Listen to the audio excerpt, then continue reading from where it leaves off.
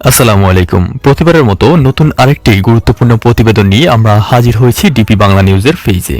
এই ভিডিও বার্তার মাধ্যমে মিডল ইস্ট কান্ট্রি কাতারের বর্তমান কাজের পরিস্থিতি সম্পর্কে জানতে পারবেন।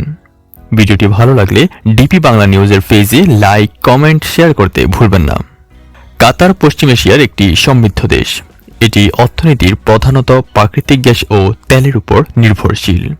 কাতার বর্তমান বিশ্বের অন্যতম ধনী দেশ হিসেবে পরিচিত এবং এখানে কাজের সুযোগের জন্য আন্তর্জাতিক শ্রমিকদের একটি বৃহৎ অংশ কাজ করছে। কাতার কাজের ভিসা নিয়ে যাওয়ার আগে কাতারের বর্তমান কাজের অবস্থা 2025 সম্পর্কে জানতে হবে।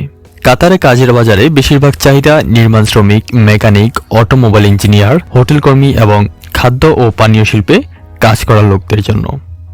বর্তমানে কাতার কাজের পরিস্থিতি অত্যন্ত উদ্বেগজনক, বিশেষ করে যারা ফ্রি ভিসায় বা নির্দিষ্ট কর্মসংস্থানের আশায় গেছেন। তাদের জন্য পরিস্থিতি চ্যালেঞ্জিং হয়ে দাঁড়িয়েছে। বিশ্বকাপের পর ইনস্ট্রাকশন খাতে ধীরগতির কারণে অনেক শ্রমিকের কর্মসংস্থান বন্ধ হয়ে গেছে, ফলে অনেক প্রবাসী দেশে ফিরে যাচ্ছেন।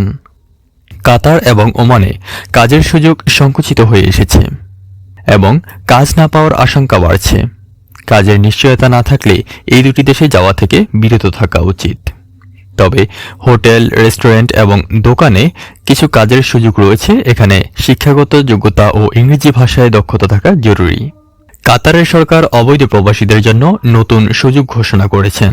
দেশটির স্বরাষ্ট্র মন্ত্রণালয়ের বিজ্ঞপ্তি অনুসারে যারা ভিসা বা আইডি মেয়াদ উত্তীর্ণ হয়ে কাতারে অবস্থান করেছেন তারা এবার জরিমানা বা শাস্তি ছাড়াই দেশে ফিরতে পারবেন।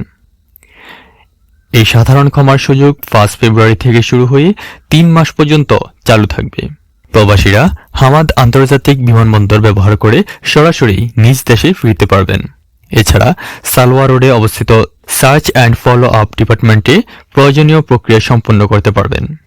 এটি অবৈধ প্রবাসীদের নিরাপদে ফেরার সুযোগ সৃষ্টি করবে এবং কাতারের অভিবাসন ব্যবস্থাকে আরও সুশৃঙ্খল করবে বলে আশা করা হচ্ছে।